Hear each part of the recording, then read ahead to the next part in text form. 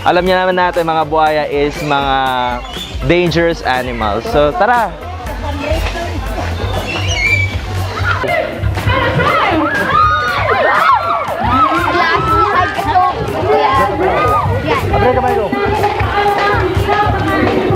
Wow, hinahabol na ng mga buhaya yung ating crocodile caretaker. Tignan nyo naman gaano sila kabilis, guys.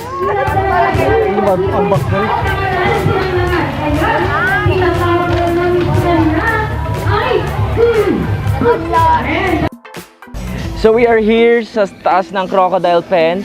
We have a crocodile dancing. So tinawag nila itong crocodile dancing kasi maglilip yung crocodiles out of the water. So ayun, may nakahang po na karne. So gumaganon po yung crocodiles. So there's a lot of crocodiles inside of this pen, and this is your fourth show dito sa Crocodile Park. So tignan natin paano sumayaw yung mga crocodiles.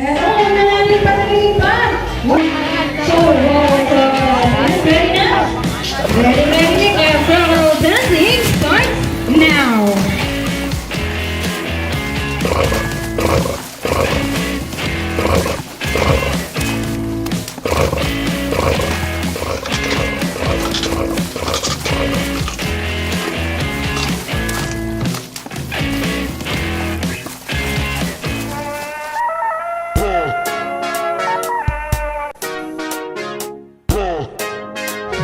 Ang galing-galing na tightrope stunt artist dito sa Crocodile Park.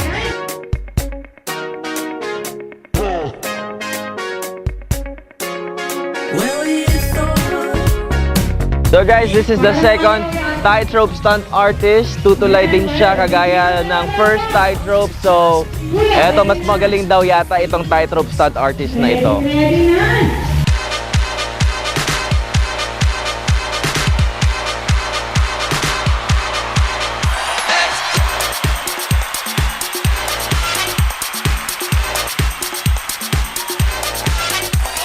For the final show, the tightrope artist was able to make our heart pound kasi there are instances na muntikan na siyang mahulog. The thing that waits for him are the hungry crocodiles.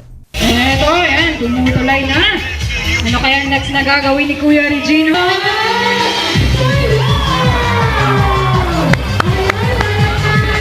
Wow, kayang-kayang sumayaw ng tightrope stunt artist dito sa Crocodile Park.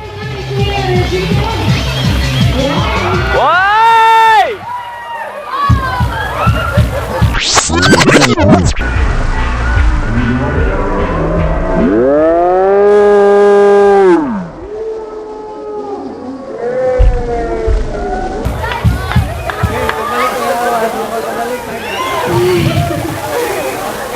So guys, ito po yung tightrope stunt artist na muntikan ang nahulog kanina. So, kumusta naman kuya?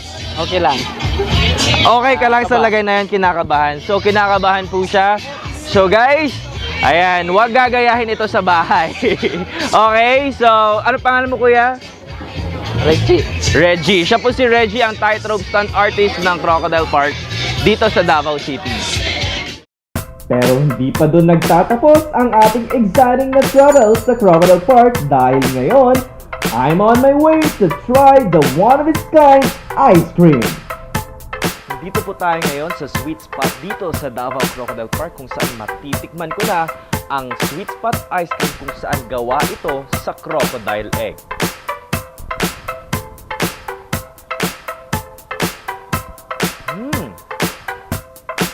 Masarap nga. Kaya bumisita kayo talaga dito sa Davao Crocodile Park Sweet Spot kasi napakasarap po ng homemade ice cream at dito lang po sa Davao Crocodile Park matitikman itong ice cream na to.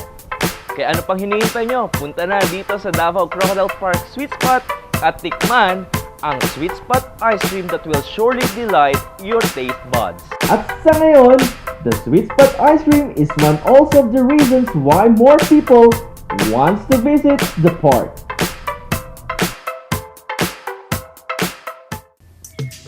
So nandito pa rin po tayo sa Davao Crocodile Park at bumili po ako ng kanilang tea. So ang kanilang tea po ay flavored tea. Ang titikman ko po ngayon ay apple. flavored ang flavor po nito ay apple. So titikman po natin. Ayan, pinagawa ko po sa kanila.